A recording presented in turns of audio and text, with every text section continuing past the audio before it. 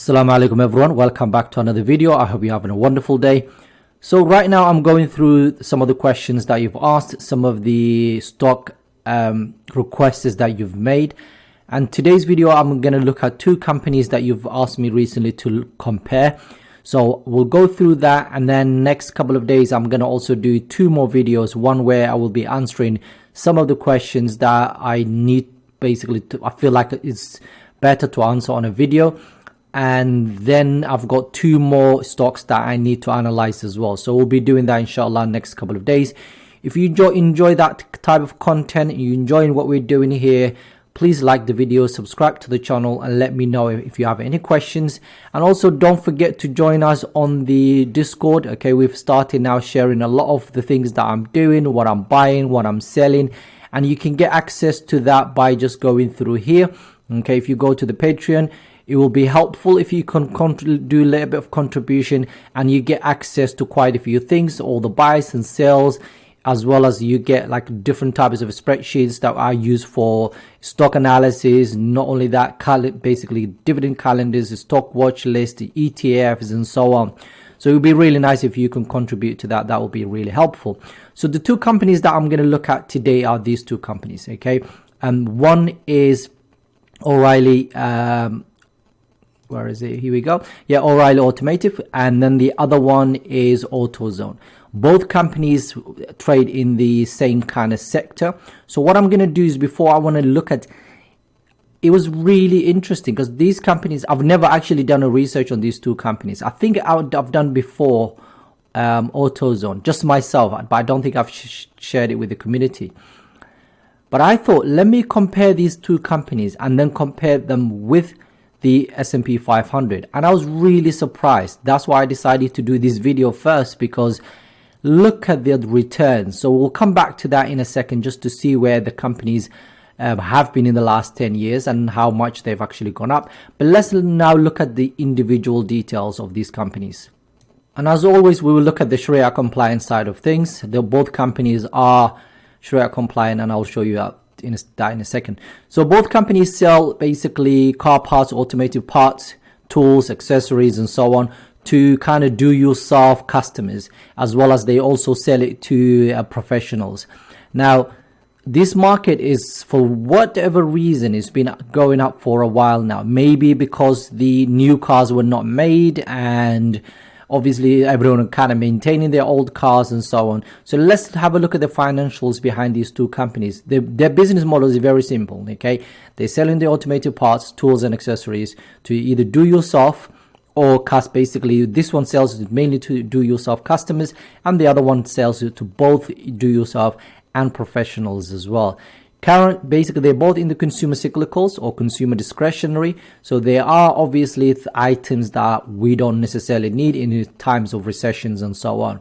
The company is currently trading $2,571.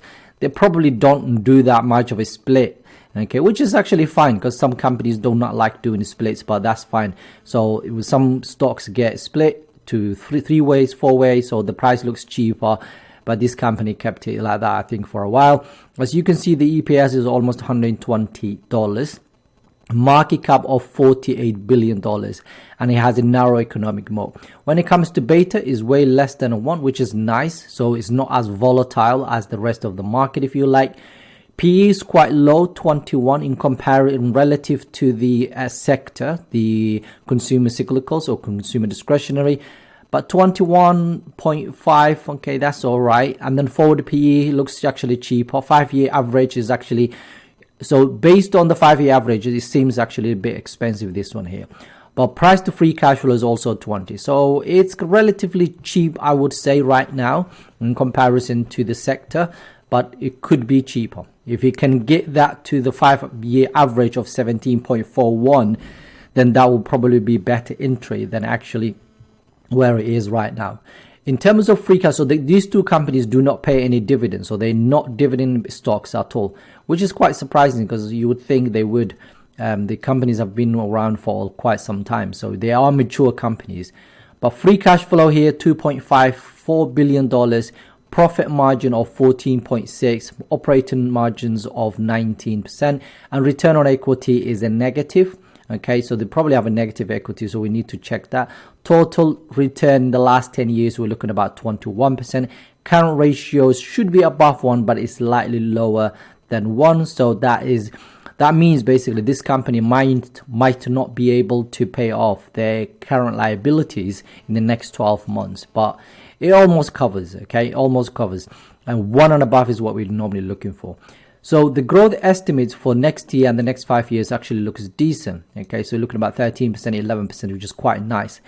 Like we've already seen, the prices to right now $2,571. Fair valued according to Simply Wall Street is actually $2,390. So it's overvalued about 7.4% right now according to them. Morningstar is actually different. You see, they say the price should be $1,950, okay, and that means 32% premium right now. So it seems very expensive. Okay, target price for the 12 months is actually, according to Tip Ranks, is 2,649. So they're a little bit more bullish, and that means there's about 3% upside. Price according to Seeking Alpha is also 2,600, which means there's about 1% upside, and it's a buy according to them. From Sharia compliance side of things, it's almost 100%. From business screen side of things, the interest bearing debt is slightly high, but 20% is still lower than the 33% we normally look for, and in interest bearing securities is almost non-existent, which is quite nice. One thing I love about the company, although they're not paying you dividends, but they are buying back their own shares, which is quite nice. So from 2013 up until now, they actually bought quite a bit of their own shares, which is nice to see for this type of business. Because when companies do not basically pay you dividends, you want to at least the price, the stock to go up, obviously capital gains. So maybe you can sell if that's what you need to, okay, to realize some of the gains, as well as obviously shares outstanding declining, because that means one share of that business is now worth more than when you first bought it. So which is quite nice.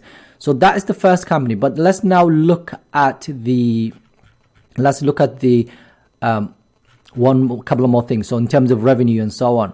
So as you can see, the revenue is actually heading the right direction up to 2022. 2023, the predictions or the estimates in 2024 is actually even better. So right now, $16.25 billion of revenue in August 2022. 2023, they're expecting 17.26 and then 18.12. So it's heading the right direction, and same goes for the EPS as well, which is quite nice. The other thing is I want to show you very quickly. No, actually, we need to go back to the other company, and then I'll do the comparison in a second. So again, they sell the same product. Okay, O'Reilly Automotive is also the same, the largest seller of aftermarket automotive parts, tools, and accessories, basically serving professional and do-it-yourself customers. Okay, and in terms of the price right now is $862 per share. EPS $33 and market cap of 53 billion. So it's slightly bigger than AutoZone, but they're actually quite similar. I think the other one was 48 billion. I think it was. Yeah, there we go. 48 billion. On this one is we're looking at about 53 billion. Okay. It also has a narrow economic moat. So the entry point to this kind of market is very simple, I guess. Beta is actually lower than 1, which is quite nice. P is 25.77, so it's slightly higher. We've already seen the sector, okay, is actually 24.28, right? So it's actually more expensive than the actual overall sector. And then forward PE is also a bit more than the AutoZone. And 5-year average is 22, and then price to free cash flow 22. So it's about 22, 25. But ideally, if you look at the 5-year average, that's where you would want to buy the stock, if not lower than that, because then that means it's actually relatively cheap, right? $2.5 billion of free cash flow, profit margin 14.8, operating margin is 20, and the return on equity. I need to look at what's going on with the return on equity of these companies. About 307, negative 315. Total return in the last 10 years, we're looking at about 23.88%, which is quite nice. And looking at this one here, okay, when you look at this one here, 21.27. So it's actually more or less the same. Current ratio is also below 1, which is very similar to AutoZone as well. Next year growth side of it, again, there's no much of a difference. I think it was 11 and 13, the other one. This one 11 and 10, and fairly valued according to according to Simply Wall Street by 34%. So they're expecting the price to be 643. Fair valued according to 35. So these two are more or less the same basically. So for 643 and 640 basically. Tip rank is actually slightly bullish. Okay, $885 per share. That's where they expect the price to be by the end of the year.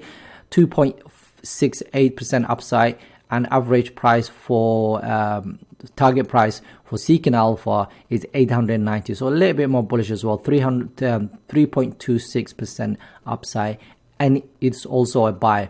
Sharia compliance side of things is absolutely fine, 14%. And then almost a 0.15, almost non-existent. Again, they're doing the same thing when it comes to shares buyback. To be honest, these two companies is not much of a difference. I mean, they are very similar. They're buying back their own shares. In terms of total, the returns are more or less the same. PE is more or less the same. And it seems some Seeking Alpha and Simply Wall Street are both saying the companies are overvalued. These analysts here, but remember, these two are using a discounted cash flow models to actually come up with fair value based on the forecasted cash flow of the business, whereas these two guys are more or less doing the same, but they are analysts. They actually looking at the prediction, so they're looking at just 12 months, whereas these two companies are looking at the intrinsic value of the business basically for the next whatever years. So it's slightly different models that they use anyway. So let's have a look at O'Reilly's revenue side of things. Okay, again, I'm using Seeking Alpha. You can check that out if you need to use it. So it's got free subscription section, but I do have a subscription, but there's got free section as well where you can actually have access to almost what I'm about to show you in this video today. So annually, yeah, it's heading the right direction. It's absolutely fine. If we look at the annualized EPS is also heading the right direction. So nothing to basically differentiate the two companies. And then when we look at, this is the interesting part, okay? If you look at the charting and you compare the two companies to the S&P 500, they are actually way ahead. The S&P than the S&P 500. Look at the S&P 500, right? 170% return in the last 10 years. We're looking at 10 years, right? Okay, this company has returned 743%, and this one has returned 567%. Don't get me wrong, this does not mean the company is going to do the same thing in the next 10 years, right? But it just kind of gives us an idea. I hope it does the same, but we can't expect the business to do the same, obviously. But it's interesting to see, if you are buying individual stocks, normally what you tend to do is find companies that have either beaten the market or give you the market returns. So they'll give you market returns, okay, and then you will have a couple of companies that will outperform the market, and then overall your portfolio will beat the market or kind of mimic the market if you like. Okay, but these two have absolutely destroyed the S&P 500 in the last 10 years, which is quite nice. So we're looking at total returns in there. Okay, so there you have it. Those two companies are very, very similar in terms of their product line, in terms of their customers, and so on, in terms of returns.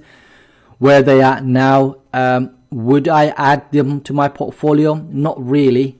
I like the fact that the business is actually very easy to understand. It's not to overcomplicate things, whatever. It's very easy business to understand, but they don't pay any dividends. If they had paid dividends, we'll probably look into one of them. But right now, both of them, I would not say are buy right now. I think they are overvalued. You'll probably need these companies to come down at least 30% or so for me to even look at them. So that's my opinion anyway, and you guys have asked me to look at them, and that's what I've done. Sharia compliant is fine. Shares buyback is absolutely wonderful. They seem a little bit overvalued. Business side of things is perfect. They are actually in the right industries and all of that stuff, but the valuation seems a little bit too much. Okay, and then you might want to look at the return on equity for both companies. But that's my take on the two companies. I hope you enjoyed the video. Have a wonderful day. Assalamu alaikum.